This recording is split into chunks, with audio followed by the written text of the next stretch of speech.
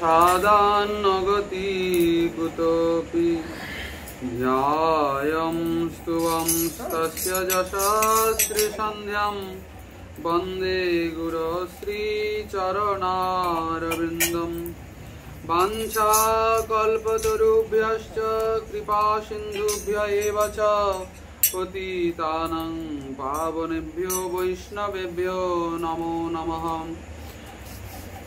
नमो श्रीकालसत्याय जगन्नाथसुताय च सभृत्याय सपुत्राय सकलत्राय ते नमः। आजानुलम्बितभुजौ कनकावदातौ संकीर्तनैकपितरौ कमलायताक्षौ विश्वम्भरौ द्विजवरौ जुगधर्मपालौ वन्दे जगत्प्रियकरौ करुणावतारौ बर्हापीडं नटवरवपु कर्णय कर्णिकारं बिभ्रद्भासं कनककपिशं वैजयन्तीं च मालं रन्ध्रान् वेणुरधरसुधया पूरयन् गोपवृन्दैर्वृन्दारण्यं सपदरमणं प्राविशद्गीतकीर्तिः। हे कृष्ण करुणा सिन्धु दीनबन्धु जगत्पते गोपेश गोपिकान्त राधाकान्त नमोऽस्तुते। तप्त कांचन गौरांगी राधे वृंदावनेश्वरीं वृषभानुसुते देवी त्वां नमामि हरिप्रिये। वृन्दायै तुलसी देव्यै प्रियायै केशवस्य च कृष्ण भक्ति प्रदे देवी सत्यवत्यै नमो नमः। नमो धर्माय महते नमो कृष्णाय वेधसे ब्राह्मणेभ्यो नमस्कृत्यं धर्मान् वक्ष्य सनातनं नारायणं नमस्कृत्यं नरं चैव नरोत्तमं देवीं सरस्वतीं व्यासं ततो जयमुदीरयेत्। मूकं करोति वाचालं पुङ्गुं लङ्घयति गिरिं यत्कृपातमहं वन्दे परमानन्दमाधवम्। जय रूप सनातन भट्ट रघुनाथ श्रीजीव गोपाल भट्ट दास रघुनाथ এই ছয় গোস্বামীর করি চরণ বন্দন যাহা হইতে বিঘ্ননাশ অভীষ্ট পূরণ। দুর্গমে পতিমিন্ধস্য স্থলোৎপাদ গতির মুহু সকৃপা যষ্টিদানেন সন্ত সংখ্যাবলম্বনম।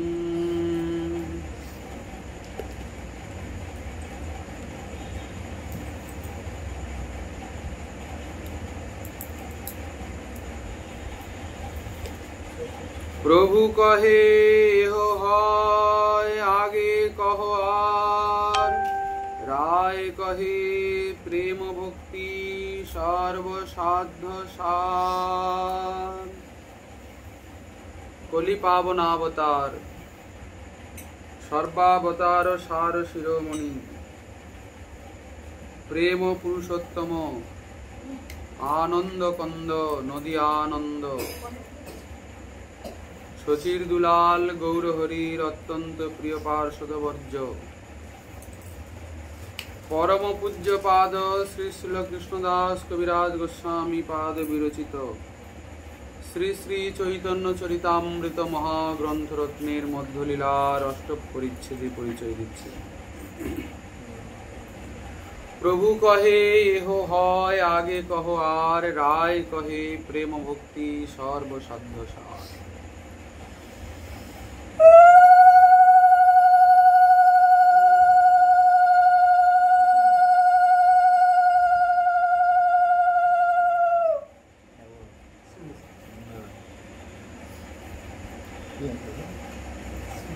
প্রেম ভক্তি সম্পর্কে আমরা বিগত কয়েকদিন ধরে আলোচনা করে চলেছি। তো গোস্বামীপাদ বললেন স্বরূপ সিদ্ধা যে ভক্তি এবং অকৈত বা স্বরূপ সিদ্ধা ভক্তি দুই প্রকারের। এক হলো বিধি ভক্তি আর এক হলো রাগানুগা ভক্তি। এই রাগানুগা ভক্তিরই নামান্তরে প্রেম ভক্তি। আবার বিধি ভক্তিতেও প্রেম আছে, প্রেম মানে ভগবানকে ভালোবাসা, কিন্তু সেখানে ঐশ্বর্য জ্ঞান নিয়ে ভালোবাসা, শাস্ত্রের শাসন মেনে। যদ্যপি ঐশ্বর্য জ্ঞানে, শাস্ত্রের শাসন মেনে নিয়মানুবর্তিতায় কখনো প্রেম হয় না, কিন্তু যেহেতু জীবের সঙ্গে কৃষ্ণের নিত্য সম্বন্ধ, সেই জন্য কিঞ্চিত ভালোবাসা অনুরাগ তো থাকতেই হয়। তো যাই হোক, রায় বললেন প্রেমভক্তি সর্বসাধ্য সার। শ্রী ভগবান নিজ মুখে বলেছেন যে আমাকে প্রসন্ন করতে হলে, সুখী করতে হলে আমার সঙ্গে সম্বন্ধযুক্ত হতে হবে। তাহলে কি জীবের সঙ্গে ভগবানের সম্বন্ধ নেই? বলে নিত্য সম্বন্ধ রয়েছে। কিসের সম্বন্ধ? জীবের স্বরূপ হয় কৃষ্ণের নিত্য দাস, এই দাস আর প্রভু সম্বন্ধ, সেটা ঠিক আছে। কিন্তু ভগবান একটু অন্য কিছু চাইছেন। মোর পুত্র, মোর সখা, মোর প্রাণপতি, এইভাবে করে যে বা মোরে শুদ্ধ ভক্তি। এই দেখুন, বলছেন যদি কেউ আমাকে তার পুত্র মনে করে, যদি কেউ আমাকে তার সখা মনে করে, যদি কেউ আমাকে তার প্রিয়তম মনে করে, দিয়ে আমার সেবা করে। সেবা তো করতেই হবে, যেহেতু জীব কৃষ্ণের নিত্য দাস, জীবের তো কর্তব্যই, দাসের তো কর্তব্যই হলো সেবা করা, সেবা তো করবে। কিন্তু এইভাবে সম্বন্ধ বোধটাকে জাগিয়ে, মমতাকে বুকে নিয়ে যে সেবা, তা এই সেবাতে এইভাবে সম্বন্ধযুক্ত হয়ে ভালোবাসলে কার না ভালো লাগে? কেমন করে ভালোবাসতে হবে? বলছেন মোর পুত্র, মোর সখা, মোর প্রাণপতি, এইভাবে করে যে বা মোরে শুদ্ধ ভক্তি। এই দেখুন, এটাকে আবার তিনি শুদ্ধ ভক্তি বলে আখ্যা দিচ্ছেন। এর আগে যে ভক্তিটা হলো সেটা হলো বিধি ভক্তি। সেখানে ভয় আছে, সম্ভ্রম আছে, সংকোচ আছে, নিয়ম আছে। ভয়ে, সংকোচে, নিয়মে কিরকম প্রেম হবে? কেননা সেখানে তো ঐশ্বর্য জ্ঞান ক্রিয়া করছে। কি? তিনি অসমর্থ, অনন্য সিদ্ধ, স্বয়ং প্রভু, তিনি বিভু, তিনি অনন্ত, তিনি অনন্ত কোটি ব্রহ্মাণ্ডের নাথ। এই সব জ্ঞানগুলো এসে গিয়ে আর হৃদয়ের একটা শুষ্কতা এনে দেয়, যার জন্য সেখানে অনুরাগ আসতে গিয়ে বাধা পড়ে। যাক, সে বিষয়ে যাক। গোস্বামীপাদ যখন বিধিভক্তির লক্ষণ করলেন, তারপরে বলেছেন বিবিধাঙ্গ সাধন ভক্তি বহুত বিস্তার, সংক্ষেপে কহিয়ে কিছু সাধনাঙ্গ সার। এই যে সাধন ভক্তি, বিধি ভক্তি হোক, রাগানুগা ভক্তি হোক, সাধন ভক্তিকে অবলম্বন করিতে করতে হবে। বলছেন বহুত বিস্তার, তার মধ্যে কিছু কিছু মুখ্য মুখ্য সাধন ভক্তির কথা বলা হচ্ছে। কেননা সাধন বিনু সাধ্য বস্তু কেহ নাহি পায়। আপনার বিধি ভক্তি হোক কি রাগানুগা হোক, সাধনা ছাড়া কি করে পাবেন? শোনা যাচ্ছে। তো সেই জন্য বলছেন সেই সাধন ভক্তিটা কিরকম, বলছেন বহুত বিস্তার, কিন্তু সংক্ষেপে কিছু সাধনের সার বলছেন। তো সেগুলো আমাদের কিঞ্চিত জানা বোঝার প্রয়োজন আছে। তো বলছেন গুরু পাদাশ্রয়, দীক্ষা, গুরুর সেবন, সৎ ধর্ম, শিক্ষা, পৃচ্ছা, সাধু মার্গানুগমন। মানে শ্রীমদ রূপ গোস্বামী চরণ তার শ্রী শ্রী ভক্তিরসামৃত সিন্ধুতে যে নববিধ ভক্তির 64 অঙ্গে বিভক্ত করেছেন, তারই অনুবাদ করছেন গোস্বামী। এই যে 64 প্রকারের ভক্তি অঙ্গ, এগুলো বিধি ভক্তিতেও এবং রাগানুগা ভক্তিতেও দুই দিকেই প্রযোজ্য। কেননা রাগানুগাটা কেমন? আমাদের বিধি সম্বলিত রাগানুগা, বিধিকে বাদ দিয়ে কখনো কিন্তু কোনো ভক্তি সম্ভব নয়। আচ্ছা, কোন বিধি? বলছেন শাস্ত্র তো অনেক বিধিবিধান বলেছেন, এত চক্করে আমরা যেতে পারবো না। বিভিন্ন শাস্ত্রে বিভিন্ন শাস্ত্রকার বিভিন্ন রকমের মতবাদ পোষণ করেছেন। সব দেখতে গেলে আর ভজন তো হবে না, কেননা আমাদের তো ঐকান্তিক নিষ্ঠা চাই যে কোনো একটা ভগবত স্বরূপে। ঐকান্তিকে তো যে কোনো একটা ভগবত স্বরূপে হবে। হ্যাঁ, কিন্তু আমাদের শ্রীমন মহাপ্রভু সর্ব অবতার মুকুটমণি ব্রজেন্দ্রনন্দন শ্রীকৃষ্ণের ঐকান্তিকত্ব দিয়েছেন। আরাধ্য ভগবান ব্রজেশ তনয়, আর তার সেবা পরিপাটি সবার থেকে বিলক্ষণ। অন্যান্য ভগবত স্বরূপের মতো উনার সেবা নয়। রসের বিচারে দেখতে গেলে উনি শ্রেষ্ঠ, স্বরূপের বিচারে দেখতে গেলে উনি শ্রেষ্ঠ, ধাম আদির বিচারে দেখতে গেলে উনার ধামই শ্রেষ্ঠ। কেননা দেখুন, শ্রী রামচন্দ্রে করুণ রস, ভাগবতে মধুর রস, মহাভারতে শান্ত রস। রসের বিচারে দেখতে গেলে শ্রীমদ্ ভাগবত হলো শ্রেষ্ঠ, যেহেতু মধুর রস। আচ্ছা, রসের বিচারে মধুর রস তো শ্রেষ্ঠ। শান্তদাস্য সাক্ষ্য বাৎসল্য মধুর ও অন্যান্য যে সপ্ত গৌণ রস রয়েছে, ষড়রস খাদ্যরস রয়েছে, তার মধ্যে মুখ্য যে পঞ্চরস, তার মধ্যে মধুর রস তো শ্রেষ্ঠ। শ্রীমদ্ ভাগবত মধুর রস অন্তর্গত, এই জন্য শ্রীমদ্ ভাগবত সর্বপুরাণ মুকুটমণি।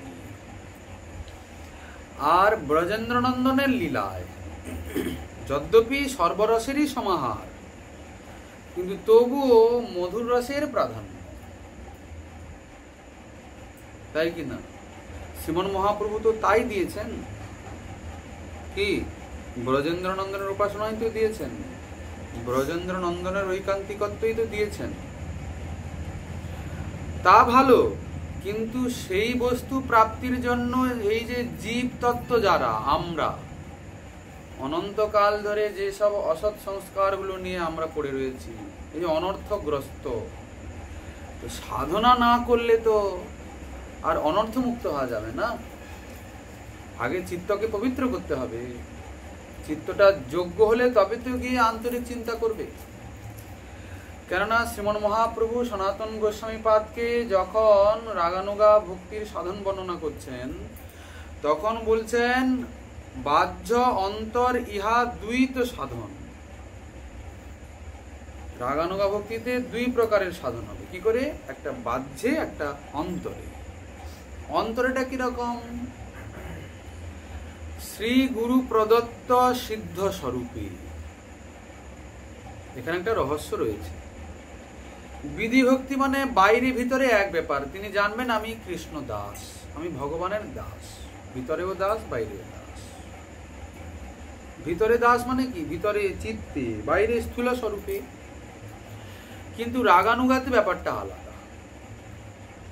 যদ্যপি আমাদের এইখানে এসব আলোচনার বিষয় নয়, এই যে সাধ্য সাধন বিষয়ে প্রশ্ন উত্তর চলছে, রায় রামানন্দের শ্রীমুখে যখন সাধ্য তত্ত্ব নির্ণীত হবে, তারপরে শ্রীমন মহাপ্রভু বলবেন যে বাহ, তুমি সাধ্যের কথা বললে, এই সাধ্যাবধি সুনিশ্চয়, কিন্তু সাধ্য বস্তু সাধন বিনু কেহ নাহি পায়, কৃপা করি কহরায় পাবার উপায়। তখন সেই সাধনা নির্ণয় করতে গিয়ে রায় রামানন্দ বলবেন যে গোপী অনুগতি বিনা ঐশ্বর্য জ্ঞানে ভজিলেহ নাহি পায় ব্রজেন্দ্র নন্দন। ভগবতী লক্ষ্মীও সাধনা করে পেলেন না ব্রজেন্দ্র নন্দনকে। কেননা গোপজাতি কৃষ্ণ গোপী প্রেয়সী তাহার, দেবী বা অন্য স্ত্রী কৃষ্ণ না করেন অঙ্গীকার।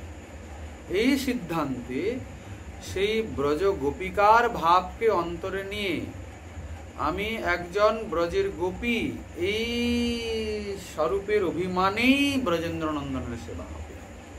তবে হ্যাঁ, এই কথাটা রায় রামানন্দ বললেন, কিন্তু এটা মহাপ্রভুর মন্তব্য নয়। রায় রামানন্দ তো বললেন সখী ভাবের কথা, যেটা মহাপ্রভুর আসার আগেও ছিল।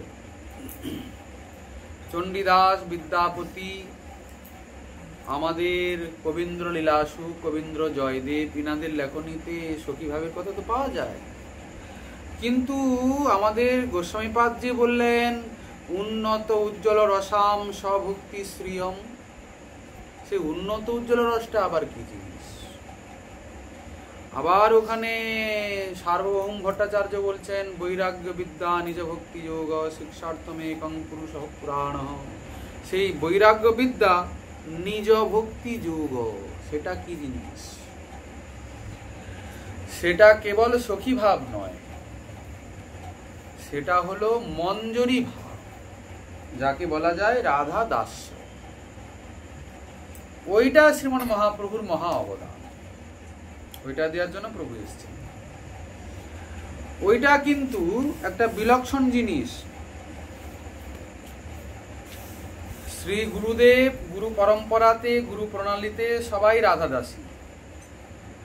তো শ্রী গুরুদেব করুণা করে আপনাকেও রাধারানীর দাসীর স্বরূপ দিয়ে দেবেন, পরিচয় করিয়ে দেবেন। রাধা পদ সুধা রাশি, সে পদে করিলা দাসী, গোড়া পদে বাঁধি দিলা চিত। শ্রী রাধা রমন সহ দেখাইলা কুঞ্জ গেহ, জানাইলা দুহু প্রেম মরিত। কে জানালেন? শ্রী গুরুদেব জানালেন। এই বাহ্যে যথাবস্থিত দেহে স্থূল শরীরটা দিয়ে এই শ্রবণ কীর্তন অঙ্গগুলি, ভক্তি অঙ্গগুলি যাজন করে সাধক দেহে।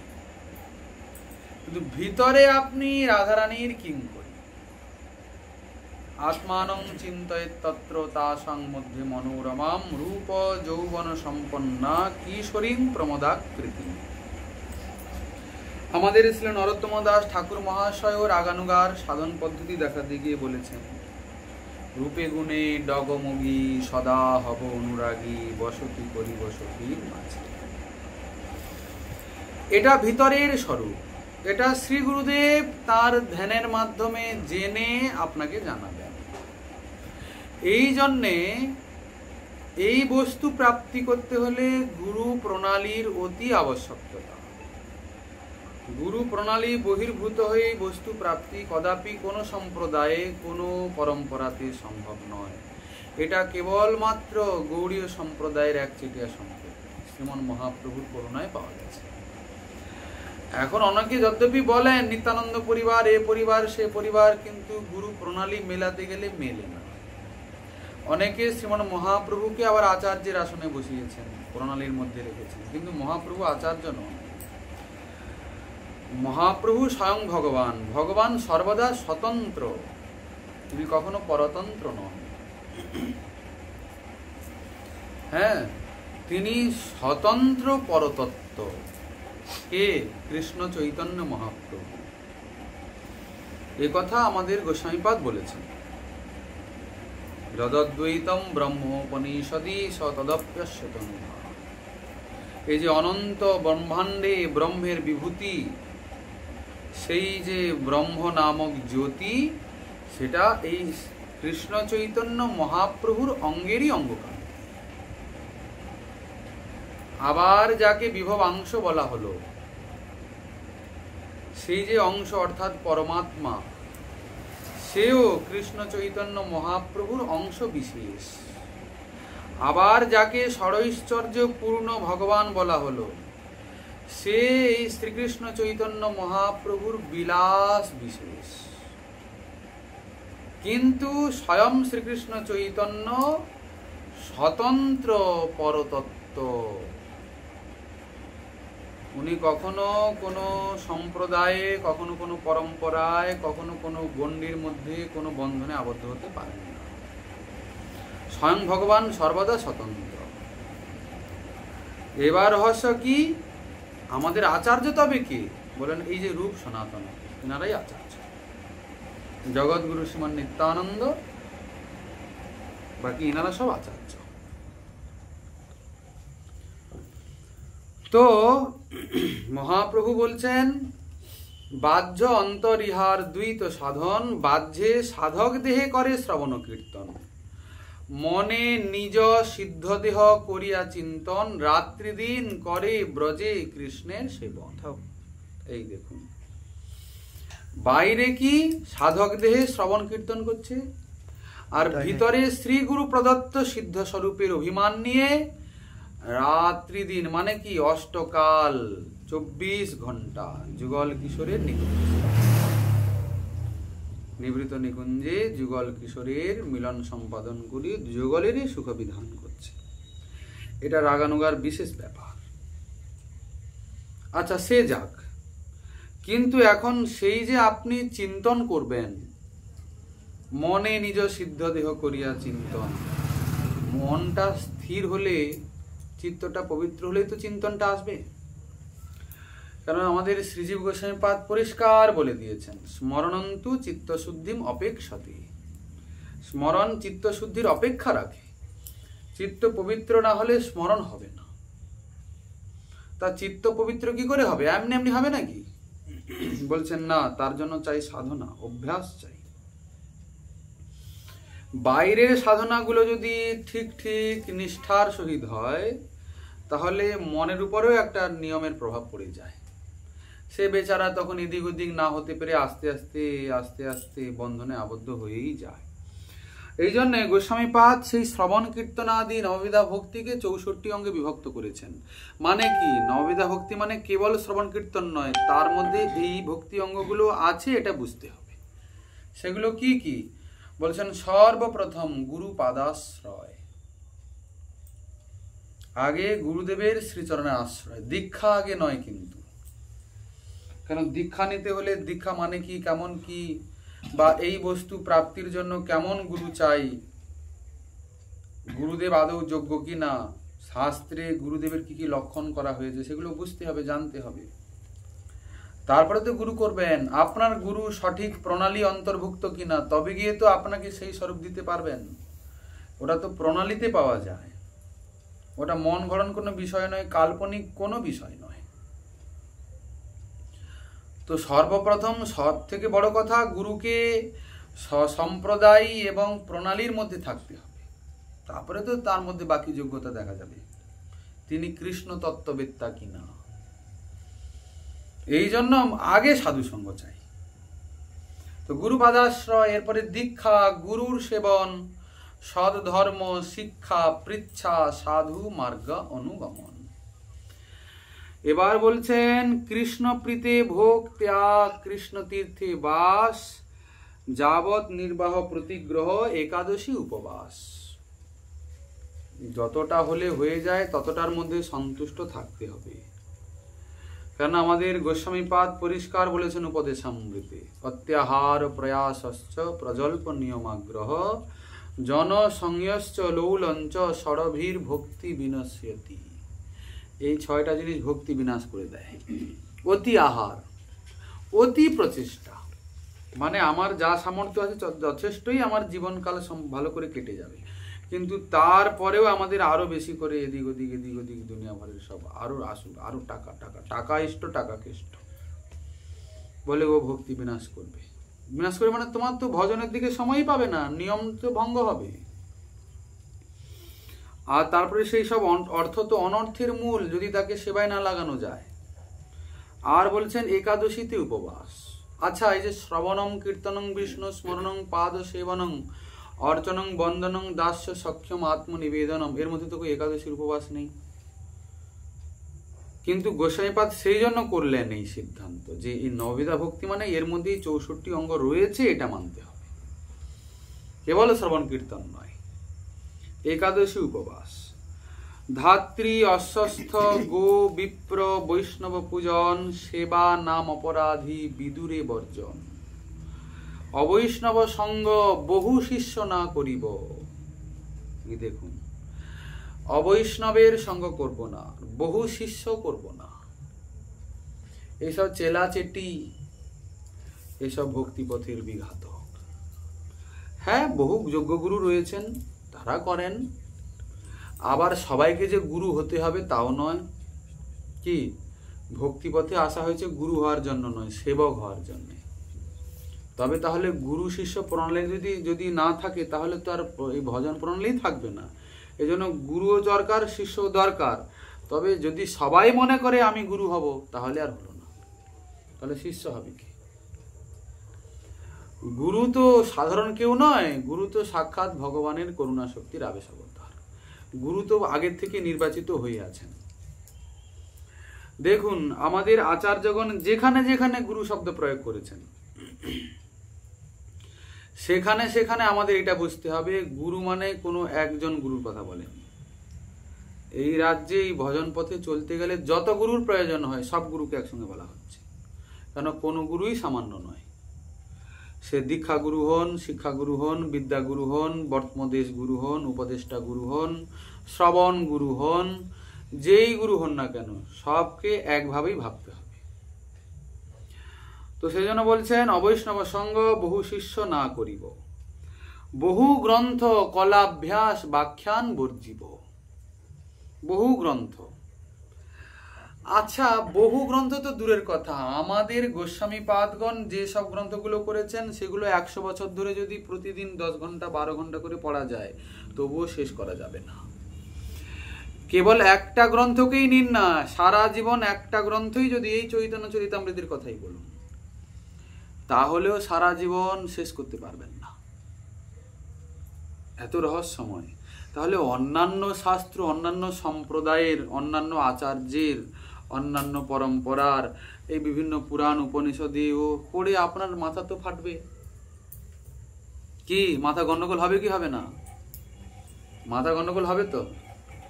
এখানে বলছে ব্রহ্ম, সেখানে বলছে পরমাত্মা, সেখানে বলছে ভগবান, সেখানে বলছে রাম, সেখানে নৃসিংহ, সেখানে কুর্ম, সেখানে বরাহ, সেখানে বামন, সেখানে হয়গ্রীব, সেখানে পৃথু, সেখানে কত কি, এইসব করতে গিয়ে আপনার মাথাটা গুলিয়ে গেল,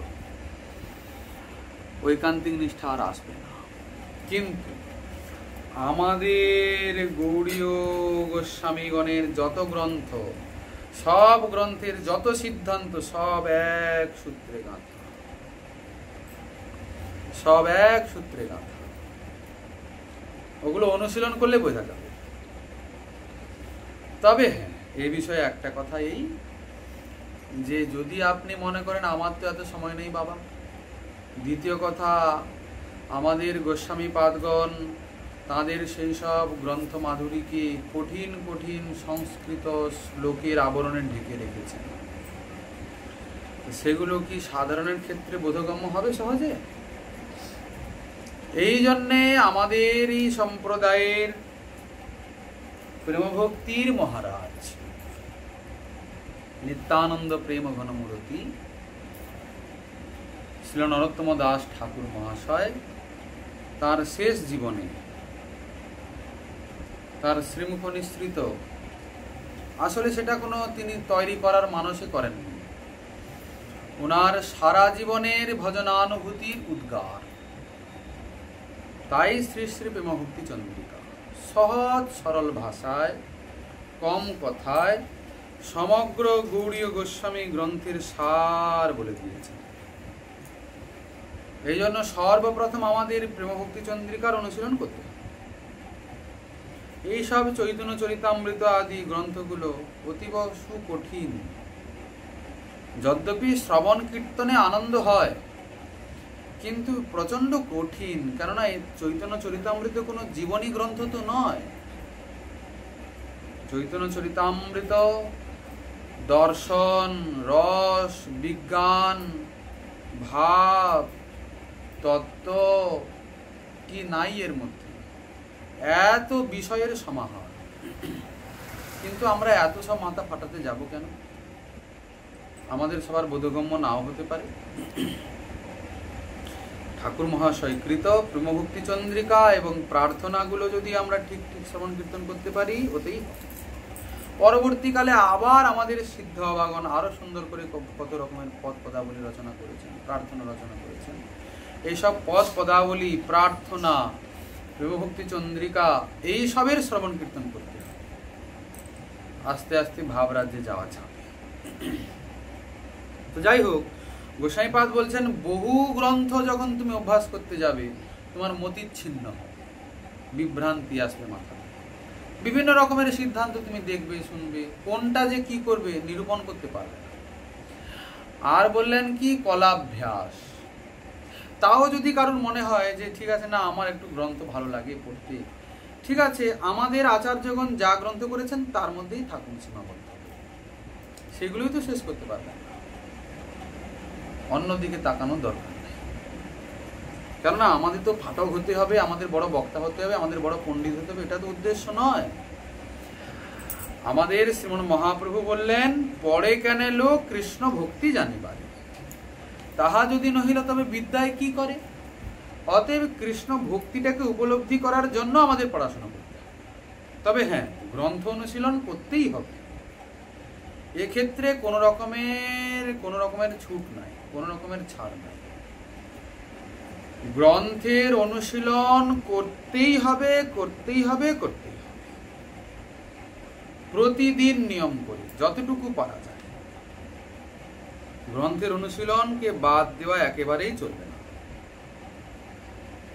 আজকে আমার কম সময় আছে, তো একটাই না হয় পৃষ্ঠা, একটাই অধ্যায়, একটাই শ্লোকের ব্যাখ্যা করলাম।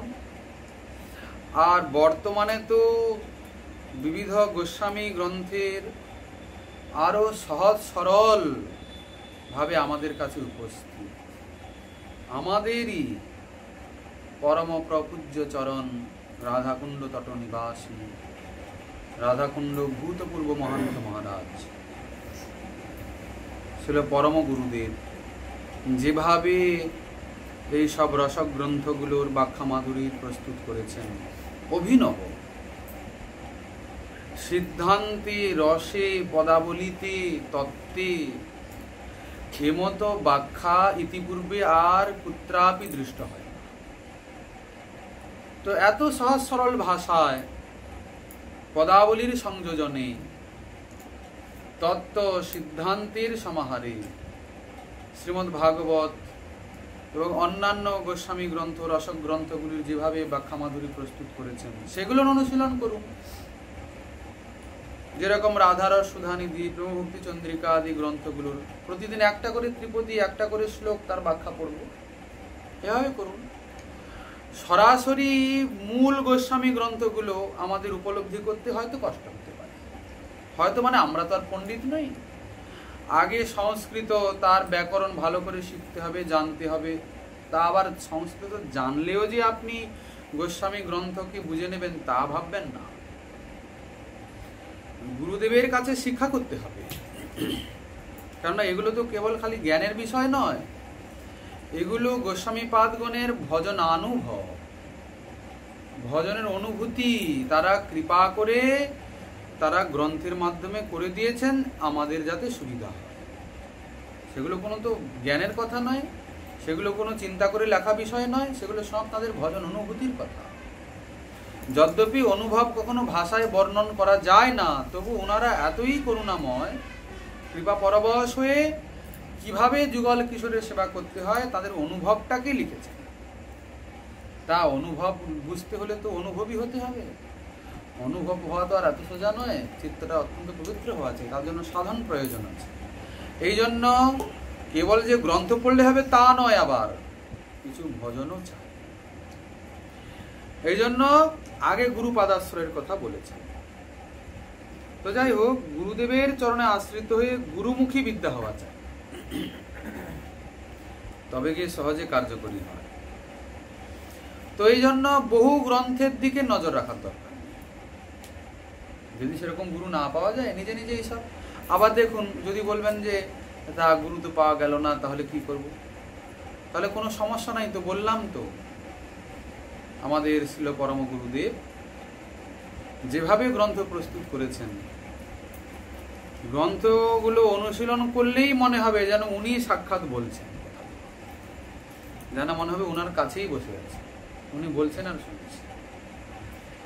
বা এই মূল গ্রন্থকর্তা যিনি, এই চিন্তা ভাবনা নিয়ে গ্রন্থ অনুশীলন করতে হবে, আমি উনার সঙ্গ করছি। তো গ্রন্থের কৃপাতে, গ্রন্থকর্তার কৃপাতে আস্তে আস্তে করে উপলব্ধি নেমে আসে। আচ্ছা, বহু গ্রন্থ। এবার বলছেন কলাভ্যাস। এই হারমোনিয়াম বাজাবো, শ্রীখোল বাজাবো, করতাল বাজাবো, তারপরে আরো কত রকমের সব বাজনা রয়েছে, সব বাজাবো, সব বিভিন্ন রকমের সব কলা কৌশল শিখবো। কলা কৌশলে শিখতে শিখতে তোমার সারা জীবন চলে যাবে। আর যত কলা বিদ্যা শিখবে তত নিষ্ঠারও হানি হবে। তুমি যখন সুর তাল লয় সব শিখে নিয়েছো, তখন কেউ ধরুন ভাবের ভরে গান গাইছে, ভাবের কি কোনো আর ভাষা আছে? ভাবের কোনো সুর তাল লয় আছে কি? ভাব তো আবর তাবর, তাই কি না? সে কখন উপরে উঠে যাচ্ছে, কখন নিচে নেমে যাচ্ছে, কেন? সে ভাবে ডুবে গেছে। তার বাণী গদগদ হচ্ছে, দেহটা পুলকিত হচ্ছে, দেহটা স্তম্ভিত হয়ে যাচ্ছে, তখন তার সুরে ব্যাঘাত ঘটছে, রাগ রাগিনীতে ব্যাঘাত ঘটছে, তখন যিনি সুর তাল লয় জানেন তিনি অসন্তুষ্ট বোধ হচ্ছেন, তো এটা কি গাই দিল, এটা ভালো হলো না।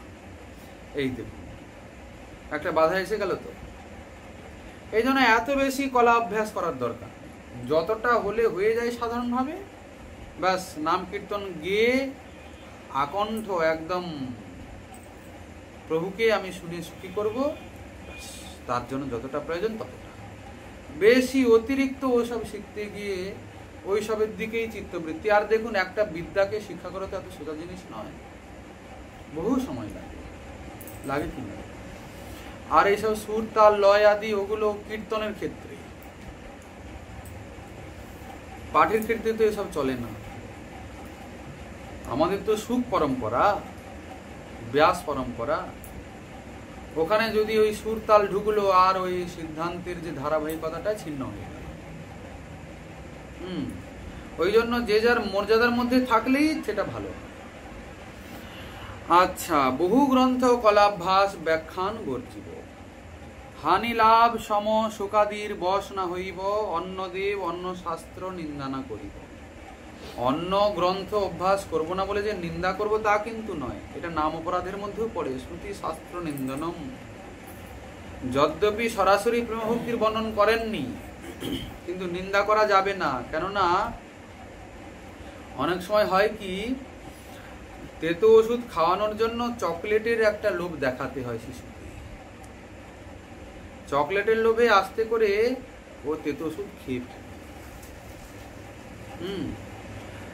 ঠিক সেই রকম বেদ উপনিষদ আদি পুরাণ আদি তারা যেসব সিদ্ধান্ত করেছেন, কিছু যোগ্য কিছু এর উদাহরণ দিয়েছেন, এই দেখো স্বর্গপ্রাপ্তি হবে, এই হবে সেই হবে বলে, এইসব পুণ্যকর্ম করতে করতে করতে করতে কোনো নিন্দা কোনোদিন ওর কৃষ্ণমতি হয়ে যাবে। এই জন্য তাকে চকলেট দেওয়া হয়েছে, স্বর্গে যাবে, এই সুখ ভোগ করবে। কিন্তু সমস্ত বেদশাস্ত্র উপনিষদের উদ্দেশ্যই হচ্ছে কি, জীব নিত্য কৃষ্ণদাস, কৃষ্ণ সেবা করাই তার পরম ধর্ম, সেটার দিকেই উন্মুখ হোক। এই জন্য শ্রুতি শাস্ত্র নিন্দনের কোনো প্রয়োজনীয়তা নাই, বরং এটা আরো অপরাধ, নাম অপরাধ। যে যার জায়গায় সবাই শুদ্ধ, যে যার জায়গায় সবাই ঠিক আছে, কিন্তু আমাদের যেটা ভজন সাধন আমরা সেই দিকে যাব, কিন্তু অন্যদিকে আমরা নিন্দা করব না। বিষ্ণু বৈষ্ণব নিন্দা গ্রাম্য বার্তা না শুনিব, বিষ্ণু বৈষ্ণব নিন্দা করব না। গ্রাম্য বার্তা মানে কৃষ্ণ কথা ছাড়া কোনো কথা শুনবো না, কোনো কথা বলবো। প্রাণী মাত্রে মনোবাক্যে উদ্বেগনা দিব, এই কত বড় কথা বলে। প্রাণী মাত্রে, এখানে মানুষের কথা বলা হচ্ছে না, সমস্ত প্রাণীর কথা বলা হচ্ছে। মনোবাক্যে তাকে উদ্বেগ দেব না। উদ্বেগ মানে কি, আমার থেকে কোনো প্রকারেই সে যেন ক্ষোভিত না হয়, উদ্বিগ্ন না হয়, মনে মনেও যেন সে কষ্ট না পায়, দুঃখ না পায়, তাহলে সব শেষ হয়ে যাবে। এইসব বিষয়গুলো মানা যাবে। ধরুন আমরা কোনো প্রাণীকে আদর করছি, প্রেম করছি, ধরুন একটা খরগোশকে নিয়ে আমি নাচাচ্ছি, আমার আনন্দ হচ্ছে তাকে দেখে, তাকে নাচাতে গিয়ে খুব আনন্দ হচ্ছে, কিন্তু তার প্রাণের ভয়ে সে মরে যাচ্ছে। কি সে এই পড়ে গেলাম, এই পড়লাম, থরথর করে কাঁপছে, উদ্বেগ প্রাপ্ত হচ্ছে, বলে এটাও এক প্রকারের অপরাধ, এরও একটা দণ্ড পেতে হবে। প্রাণী মাত্রে মনোবাক্যে উদ্বেগ না দেব। উদ্বেগ হলো কি না, উদ্বিগ্ন হলো তো, সে ভয়ে এসে গেল তার মধ্যে। শ্রবণ কীর্তন স্মরণ পূজন বন্দন পরিচর্যা দাস্য সক্ষ আত্মনিবেদন, অগ্রে নৃত্য গীত, অগ্রে মানে শ্রীবিগ্রহের সামনে তার নাম রূপ গুণ লীলার গান গাইতে গাইতে, নৃত্য করতে করতে তাকে প্রসন্ন করার চেষ্টা। আর বিজ্ঞপ্তি, এই যে বিজ্ঞপ্তি, গোসাইপাদ এই বিজ্ঞপ্তিকে 3 ভাগে ভাগ করেছে। বিজ্ঞপ্তি মানে হলো একটা প্রার্থনা। 3 রকমের কি কি, একটা হলো সংপ্রার্থনাত্মিকা, দৈন্যবধিকা, লালসা। আমাদের ঠাকুর মহাশয়ের যে প্রার্থনাগুলো তার মধ্যে আপনারা দেখবেন দৈন্যবোধিকাও রয়েছে, সংপ্রার্থনাত্মিকাও রয়েছে, লালসাময় রয়েছে। তবে তিনটে সব সাধকের ক্ষেত্রে নয়, যারা অনর্থগ্রস্ত সাধক বা যারা অজাতরতি তাদের ক্ষেত্রে সংপ্রার্থনাত্মিকা। তাদের আগে তাদের কৃষ্ণের রতি হোক, কৃষ্ণের শরণাগতি হোক, যাতে ভগবান কৃপা করে আমাকে স্বীকার করে নেন, এই জন্য সংপ্রার্থনা। নিজের স্থিতিটাকে প্রভুকে জানানো হচ্ছে, নিজের দুরাবস্থার কথা প্রভুকে জানানো হচ্ছে। ঠাকুর আমার কি দুরাবস্থা তুমি দেখো, আমি অপরাধী তুমি দেখো। কামে মোর হতচিত নাহি মানে নিজ হিত, মনের না ঘুচি দুর্বাসনা, মোরে নাথ অঙ্গি কুরু ওহে বাঞ্ছা কল্পতরু, করুণা দেখুক সর্বজনা।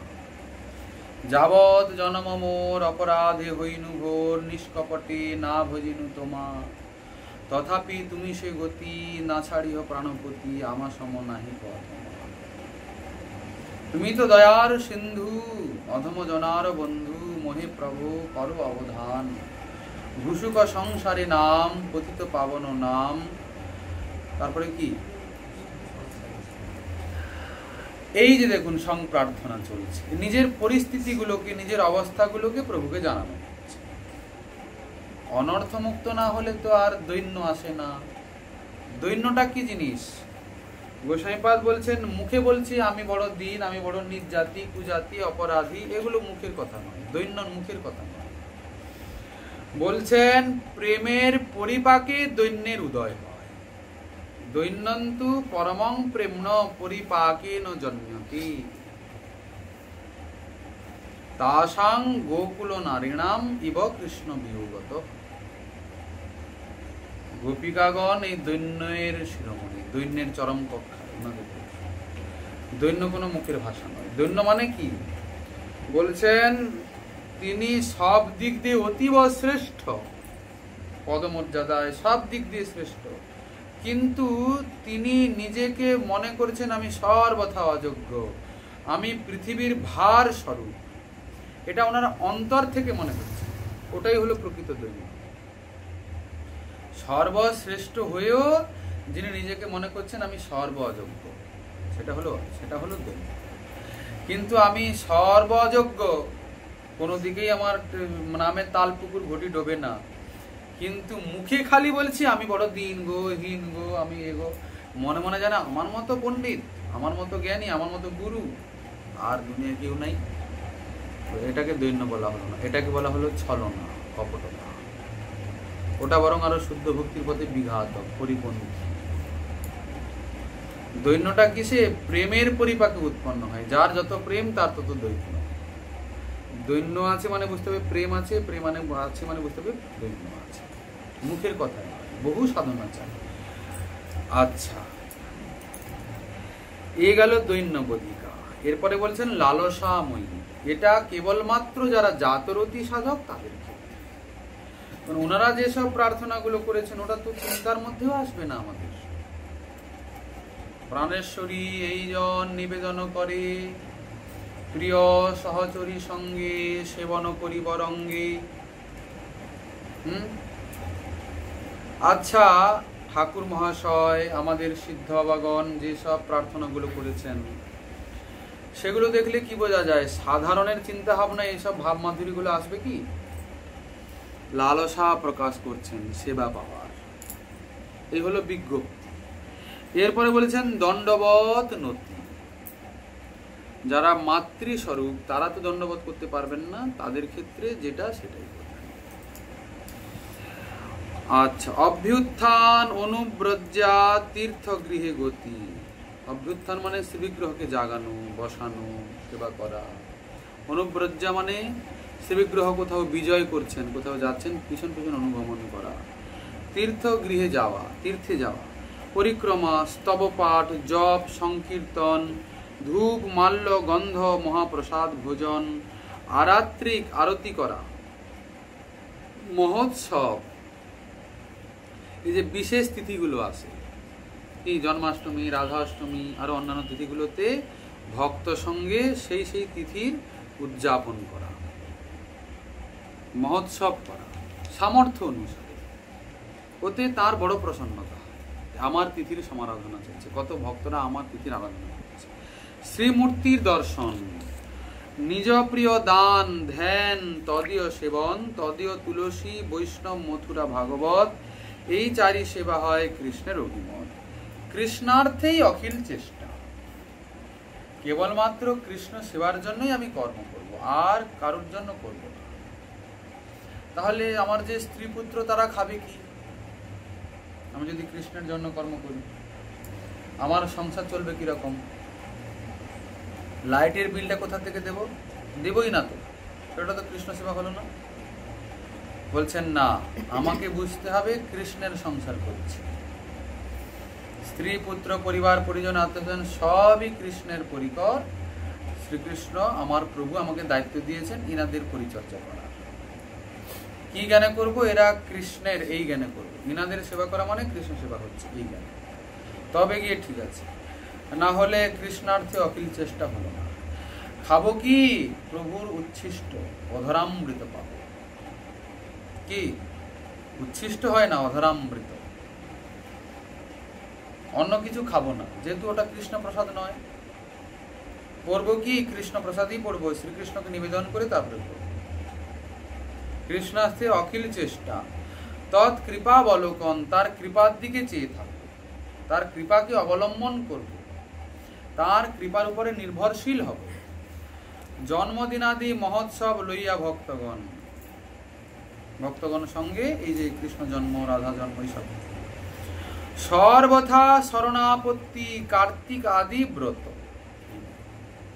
এই নিয়ম সেবা বা কার্তিক ব্রত 64 ভক্তি অঙ্গের মধ্যেই পড়েছে।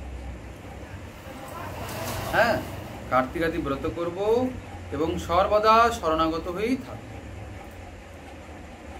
আর 64 অঙ্গ এই পরম মহত্ব, এই 64 অঙ্গ বর্ণন। এবার বলছেন সাধু সঙ্গ, নাম কীর্তন, ভাগবত শ্রবণ, মথুরা বাস, শ্রদ্ধায় শ্রীবিগ্রহ সেবন, সকল সাধন শ্রেষ্ঠ এই পঞ্চ অঙ্গ, কৃষ্ণ প্রেম জন্মে এই 5 অল্প সঙ্গ। এবার মুখ্য 5টি সাধন অঙ্গের কথা বলছে। একটা কি? সাধু সঙ্গ, আর নাম কীর্তন, আর ভাগবত শ্রবণ। তারপরে মথুরা বাস মানে ধাম বাস, নবদ্বীপ, নীলাচল, বৃন্দাবন, মথুরা বাস। আর শ্রদ্ধায় শ্রীবিগ্রহ সেবন। এই যত সাধন বলা হলো, এই 5টা সব সাধনের সার। শ্রদ্ধা বিশেষত প্রীতি, শ্রীমূর্তির অঙ্ঘ্রি সেবনে, শ্রীমদ্ ভাগবতার্থা নামাস্বাদ রসিকৈ সহ, সজাতিয়াশয়ে স্নিগ্ধে সাধু সঙ্গ শতবরে, আর নাম সংকীর্তনম শ্রীমন মথুরা মণ্ডলে স্থিতি। এই 5টা ভক্তি অঙ্গ যাজনের কথা বলা হচ্ছে। শ্রদ্ধা বিশেষত প্রীতি, শ্রীমূর্তির অঙ্ঘ্রি সেবনে, শ্রী বিগ্রহ সেবনে শ্রদ্ধা প্রীতি নিয়ে করতে হবে। এই বিষয়ে আমরা পূর্বে আলোচনা করে এসেছি। শ্রীমদ্ ভাগবতের অর্থ রস আস্বাদন করব রসিকের সঙ্গে, এ কথা শ্রীমদ্ ভাগবত বলেছেন। নিগম কল্পতরুর গলিতম ফলম সুকমুখাদমৃত দ্রব সংযুতম পিবতম ভাগবতম রসম আলয় মুহুরহ রসিকা ভুবি ভাবুকা। রসিক না হলে রস বুঝবে কি করে? কি ভাবুক না হলে ভাব বুঝবে কি করে? অতএব ভাগবত রস, ভাগবত তো রসময়, তাই কি না? যদি স্বয়ং ভগবান রসময় হন, রস বৈশঃ প্রজ্ঞানন্দং ব্রহ্ম রসঘন মোহন মূর্তি, তাহলে শ্রীমদ্ ভাগবত যদি তার কথারূপী বিগ্রহ হন, তাহলে ভাগবত কি করে আলাদা হবেন? ভাগবত রসময়, ভাগবত রসকন্দ রসানন্দ, তাই কি না? রসঘন মোহন মূর্তি। হ্যাঁ, খালি একটু পার্থক্য, গ্রন্থরূপে ভাগবত কৃষ্ণের অবতার, এই পার্থক্য। গ্রন্থরূপে সাক্ষাৎ রস, গ্রন্থরূপে সাক্ষাৎ ভগবান। রসিকেন্দ্র মৌলি, রসিকেন্দ্র চূড়ামণি, রসিক শেখর। রস, তো রসকে বুঝতে হলে তো রসিক চাই, তাই কি না? জগৎ ব্যাপক হরি, অজভব আজ্ঞাকারী, মধুর মূর্তি লীলা কথা, এই তত্ত্ব জানে যেই পরম রসিক সেই, তার সঙ্গ করিব সর্বথা। হ্যাঁ, আর বলছেন কি সাধু সঙ্গ করবো কেমন? সজাতীয় আশয়ে স্নিগ্ধে সাধু সঙ্গ শত, সজাতীয় সাধুর সঙ্গ করতে। এমন কি এ বিষয়ে বলা যায় যে নরসিংহ, বামন, কুর্ম ওই সব যারা করেন, ওই সব সাধুর সঙ্গেও আমার ভক্তিত্ব সিদ্ধি হতে একটু বাধা প্রাপ্ত হয়। যারা নিতাই নামে মাতোয়ারা, যারা গৌর গুণে দিশেহারা, যারা যুগল কিশোরকে প্রাণপতি করেছেন, এই রকম সজাতীয় সাধু যদি মেলে, তবে তো আমিও নিতাই নামে মাতোয়ারা হতে পারবো, তবে তো আমিও গৌর গুণে ঝুরবো, তবেই তো গৌর গুণে আমার প্রাণটা কাঁদবে, তবেই তো নিতাই নিতাই নিতাই সীতানাথ সীতানাথ বলতে বলতে দুই নয়ন বারিধারায় বিগলিত হবে। হংস, হয়গ্রীব, বামন, কুর্ম ওইসবের মহিমা যারা যারা বর্ণনা করবেন, ও তো হৃদয়টাতে ব্যথা লাগবে, আঘাত লাগবে, তাই তো? অতএব সজাতীয় মানে কেবল কৃষ্ণ ভক্তও নয়, অন্যান্য দেবী দেবতা, অন্যান্য সাধুদের তো দূরের কথা, নিরাকারবাদী, মায়াবাদী, ব্রহ্মবাদী, অদ্বৈতবাদী, আরো যত কত রকমের সব রয়েছে। এত দুনিয়া দৌড়তে গেলে আর আপনার এই প্রেম ভক্তি সিদ্ধ কদাপি হবে না, কোনো জন্মে হবে না। ও সবকে তো দূরেই পরিত্যাগ করতে হবে।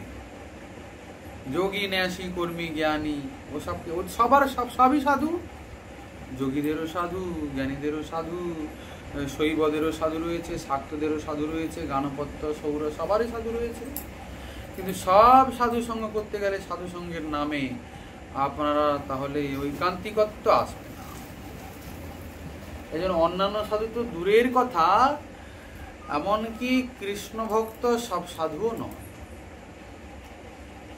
ধনমোর নিত্যানন্দ, পতিমোর গৌরচন্দ্র, প্রাণমোর যুগল কিশোর, এইটা যাদের জীবনের মূল মন্ত্র, এমন সাধুর সঙ্গ চাই, তবে গিয়ে হবে সজাতীয়। স্নিগ্ধি, বাবা এটা একটু বলুন না, হ্যাঁ বেশি বোঝো নাকি, সব কথা তোমাকে বলতে হবে, পরীক্ষা করছো নাকি, বারবার বলতে হবে নাকি? এই দেখুন কথায় কথায় ঠোঁটে ঠোঁটে রাগ। সাধুর মধ্যে নম্রতা নাই, স্নিগ্ধতা নাই। আর যারা বোঝার জন্য আসছেন তারা বুঝবেন কি বলবেন কি, প্রথমে থরথর করে গলা পাতার মতো কাঁপছে, বাবা বাবা বাবা বাবা বড় ভয়ঙ্কর, মুখ থেকে দুর্বাসার মতো বাণী বেরিয়ে যায়, কখন কিরকম সব কথা বলে, তোর ধ্বংস হয়ে যাবে, তোর বংশ গোষ্ঠী নষ্ট হবে, এই সব। তাহলে তো সাধক যারা ভজন আগ্রহ নিয়ে আসবে, তারা তো প্রথমেই কেটে পড়লো, বলে বাবা হয়েছে তোমার সাধুসঙ্গ, দণ্ডবোধ, দরকার নেই সাধুসঙ্গ। এরকম বলে তো হবে না।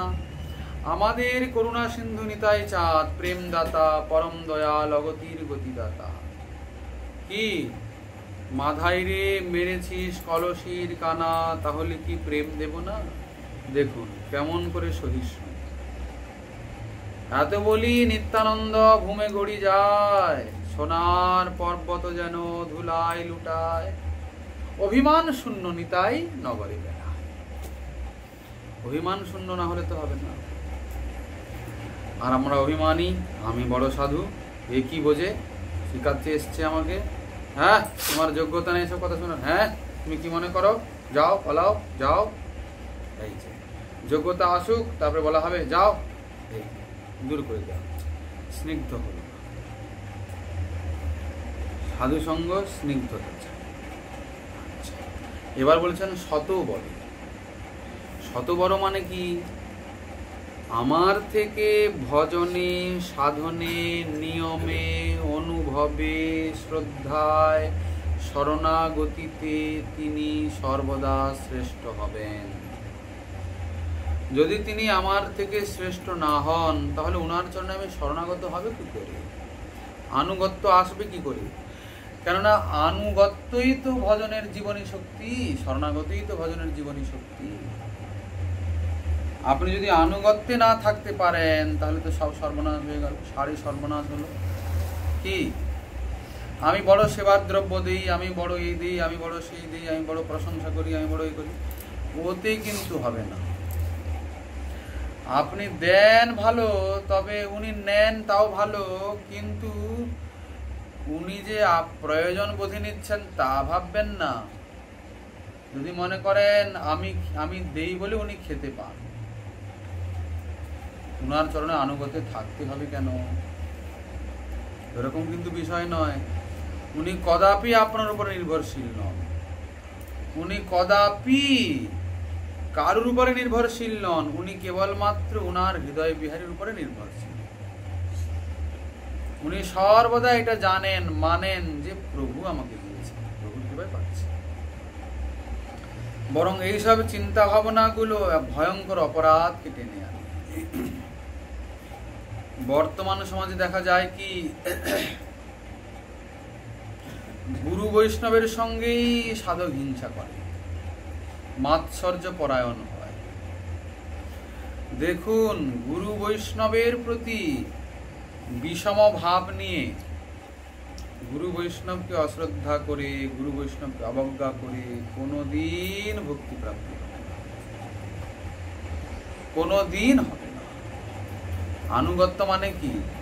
অক্ষরে অক্ষরে তার কথাটাকে মেনে চলার চেষ্টা। করে দেব, করবো, এ কথা বলতে কেউ পারবো না, আমরা চেষ্টা করি। যদি আমরা চেষ্টাটা দেখাই, তাহলে সেই বৈষ্ণবের, সেই গুরুর হৃদয়টা প্রসন্নতায় ভরে গেল। উনাকে এরকম হাত উপরে করে বরদ হস্তে আপনাকে আশীর্বাদ করতে হবে না, কিন্তু উনার হৃদয়ে প্রসন্নতাই আপনাকে টেনে নিয়ে যাবে ওই রাজ্যে, ঠিক কিনা?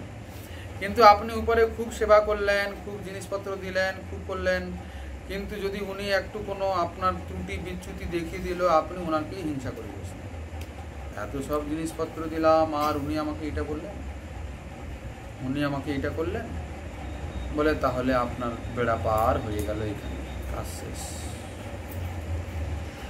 কেননা প্রথম কথা হলো, আপনি তো গুরু বৈষ্ণবে নরবুদ্ধি করে নিয়েছেন।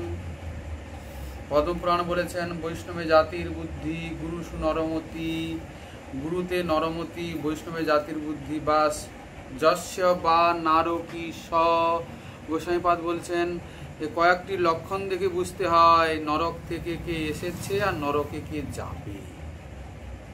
তিলকমালা করেও নরক গতি নিশ্চিত। কেন? এই যে লক্ষণ প্রকাশ পেয়ে গেছে, গুরুতে নরবুদ্ধি, ভগবানের নামে শব্দ সামান্য বুদ্ধি, ভগবানের চরণ বিধৌত চরণামৃতে, বৈষ্ণবের পাদদকে সামান্য জল বুদ্ধি, বৈষ্ণবের পাদদক সমনহে সব যাতে হয় বাঞ্ছিত পূরণ। এই দেখুন, বৈষ্ণবের পাদদকে বাঞ্ছিত পূরণ হয়ে যাচ্ছে। এমনি এমনি হবে না, তত্ত্ব শ্রদ্ধা চাই, বিশ্বাস চাই, তবে গিয়ে হয়ে যাবে, নিশ্চয়ই হবে। হ্যাঁ, বলছেন এই যে শ্রীবিগ্রহে শিলা বুদ্ধি, এ তো মাটির ঠাকুর, কাঠের ঠাকুর, এই যে বিগ্রহে শিলা বুদ্ধি, যস্য বা নারকী, ইনি নরক থেকে এসছেন, নরকে যাবেন। অতএব ভালো করে সাবধান হতে হবে। ভক্তি ধর্মটা অতি কঠিন, এই জন্য শাস্ত্রে বারবার করে বলেছেন, সাধু সাবধান, সাধু সাবধান। অসাধুকে সাবধান বলেছেন কখনো কি? সাধু সাবধান। আচ্ছা দেখুন, গুরুদেবকে শিক্ষা দিতে গিয়ে রামচন্দ্রপুরে কি ঘটনা ঘটলো বলুন দেখিনি? হ্যাঁ, আরে কি গোপী গোপী করেন গুরুদেব, আপনি গোপী গোপী করেন কেন? আপনি তো এই ব্রহ্মের চিন্তা করুন, আপনি এখন ব্রহ্মে লীন হয়ে যান, আপনার শেষ সময় এসছে, গোপী গোপী বৃন্দাবন বৃন্দাবন কনে করেন। হ্যাঁ, এই দেখুন গুরুদেবকে শিক্ষা দেওয়ার ধৃষ্টতা করছে। আরে আপনি তো হলেন একদম ব্রহ্ম, আপনি তো ব্রহ্মের চিন্তা করুন, আপনি কি যে সে, আপনি কেন গোপী গোপী করছেন? আর গুরুদেব যে ছিলেন রেগে তো আগুন হয়ে গেছেন। আর এই কোথা থেকে এলো? আমার বড় বাবা আমাকে শিক্ষা দিচ্ছে, দূর হয়ে যা অপবিত্র কোথাকার পাপী, তোর মুখ দেখতে চায় না, দূর হয়ে যা, তাড়িয়ে দিলেন। আর দেখুন এই অপরাধে এই নিন্দুক স্বভাব এসে গেল। সব থেকে একটা খারাপ বিষয় কি জানেন তো? অপরাধ হয়ে গেলে, অপরাধ এমন একটা বিঘাতক জিনিস, ও বুঝতেই দেয় না যে আপনি ভুল পথে যাচ্ছেন। আপনার মনে হচ্ছে আমি যা বলছি, যা করছি, যা শুনছি সব ঠিক করছি, কিন্তু সব উল্টো পাল্টা হয়ে যাচ্ছে, সব গন্ডগোল হয়ে যাচ্ছে, আপনি বিপদগামী হচ্ছেন। আর গুরু বৈষ্ণব যদ্যপি করুণার সিন্ধু, কিন্তু করুণা করতে পারছেন না, কারণ আপনি করুণা চাচ্ছেন না, যে এই জন্য করুণা করতে পারছেন না। আনুগত্যে এলে তো করুণা করবেন। আপনি তো মনে করছেন আমি এখন গুরু হয়ে পড়েছি, আমার কারোর দরকার নেই, সব শিখে নিয়েছি, সব বুঝে নিয়েছি, আমি এখন শিখাবো, আমি এখন বোঝাবো, আমার আর শেখার কি দরকার আছে, ব্যাস সব শেষ। যতই আপনি পণ্ডিত হন না কেন, গুরু তো গুরুই হয়, বাপ তো বাপই হয়। কি গো, শিষ্য হয়তো গুরুর থেকে অনেক পড়াশোনা করেছে, কিন্তু গুরু তো গুরুই, শিষ্য তো শিষ্য। এই কথা মাথায় রেখে চলতে হবে, ঠিক কিনা? অতএব সাবধান, সজাতিয়া শয়ে স্নিগ্ধে সাধু সঙ্গ শত করে। গুরু বৈষ্ণবের প্রতি কখনো যেন আমার মধ্যে কোনো রকম এক বিন্দু মাত্র প্রতিকূল ভাব না আসে, কখনো নয়। গুরু বৈষ্ণবের সেবার কাছে সর্বদা ভয় পাওয়া যায়, ভয়। ছাত্রীরা যেন ধক ধক ধক ধক করে, এই কথাটা বলবো, কি যে হবে, কি পরিণাম হবে, উনি মনে অসন্তুষ্ট হবেন না তো? আমার এই মন্তব্যটা যদি তিনি বুঝে যান, এই যে মনে মনে আমি এটা চিন্তা করি, যদি তিনি কোনো প্রকারে বুঝে যান, তাহলে আমার কি গতি হবে, আমার কি অবস্থা হবে? সর্বদা ছাতিটা ধকধকে হওয়া চাই, ভয় না থাকলে শ্রদ্ধা আসবে না। কিন্তু দেখুন আমরা স্বচ্ছন্দে নির্বিচারে গুরু বৈষ্ণবের প্রতি যা তা ব্যবহার করি, কি মনে করছেন ভালো হবে? ভক্তিপথের বড় বড় এগুলো বিঘাত, একটা বড় বড় ভয়ঙ্কর পাহাড়, কদাপি হবে। আগে গুরুর কাছে পাস হন। পরীক্ষা কোথায় দিতে হয়? ভগবানের কাছে নয়, গুরুর কাছে দিতে হয়। গুরু যদি প্রসন্ন হয়ে যান, ভগবান পরীক্ষা করেন না, সব চাবিকাঠি গুরুর হাতে। হ্যাঁ, এই কথা মাথায় রেখে চলতে হবে। গুরু এমনই একটা তত্ত্ব। আবার আমরা আগেই বললাম যে গুরু মানে যে গুরুই হোক না কেন, সব গুরুকে ধরতে হবে। শিক্ষা গুরু, দীক্ষা গুরু, বর্তমান বেশ গুরু, বিদ্যা গুরু, বেশের গুরু, সব গুরু একই ব্যাপার। গুরু মানে তো ভারী। গুরুদেবের কাছে যদি ফেল হয়ে যান তো সব জ্ঞান। এই জন্য ভগবানের সেবাতে যাক, ভগবানের সেবাটা যথার্থ না হলেও চলবে, ভগবানের সেবাটা ঠিকঠাক না হলেও চলবে, গুরু সেবায় যেন কোনো ত্রুটি না হয়, গুরু বৈষ্ণব যেন কখনো অপ্রসন্ন না হন। কেননা তোমার হৃদয়ে সদা গোবিন্দ বিশ্রাম, গোবিন্দ কহেন মম বৈষ্ণব পরাণ। গুরু বৈষ্ণবের হৃদয়ে সর্বদা গোবিন্দ বিরাজ করেন। যদি গুরু বৈষ্ণব অপ্রসন্ন হয়ে যান, তাহলে গোবিন্দের জায়গাটা খালি, মানে কি আপনি তাড়িয়ে দিলেন গোবিন্দকে হৃদয় থেকে। বুঝতে পারছেন কি? অতএব এখানেই সাবধানতা অবলম্বন করতে হবে। আজকের ভাগবতী কথা রাখা হলো এখানেই বিশ্রাম। যদি শ্রীমন মহাপ্রভুর কৃপা হয়, আবার আগামীকাল রইল এই বিষয়ের আস্বাদনের আকাঙ্ক্ষা। জয় জয় শ্রীরাম।